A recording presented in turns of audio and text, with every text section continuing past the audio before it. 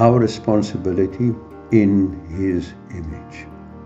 When God created mankind, Genesis 1:26 through 28, God told us, mankind, in verse 26 and 27, His plan and will for our lives.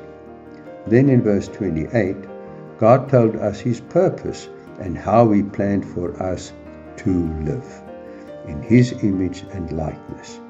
The who, what, and why He created us. Now, God's instructions to us are simple. Be fruitful, multiply, fill the earth. These three characteristics or responsibilities are all about what we do and live. So, how do we live out those characteristics?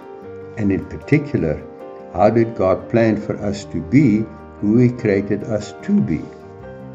Well, in Genesis 1:28, God instructed us to subdue and have dominion on the earth, which means that for us to actually and successfully live and be who God created us to be, starts with knowing who God created us to be, or in other words, how to live that image, which means taking the responsibility of who God created us to be.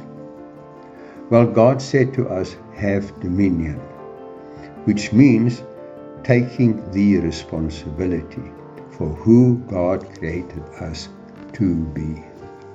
Subduing means to conquer, to bring into subjection whatever and whoever is coming against us, and thus against God. That is our responsibility. But how, you may well ask? Well, the reality is that God has already fully equipped us to be more than conquerors. Now, Jesus Himself told us the secret or foundation to being a conqueror, saying to us in Mark 9:23, if you can believe, all things are possible to him who believes. So to live as conquerors, according to God's instructions in Genesis 1:28, be fruitful, multiply, and fill the earth, means being totally dependent on what you believe, and to live as those conquerors God created us to be, as Paul wrote to us in Romans 8:37.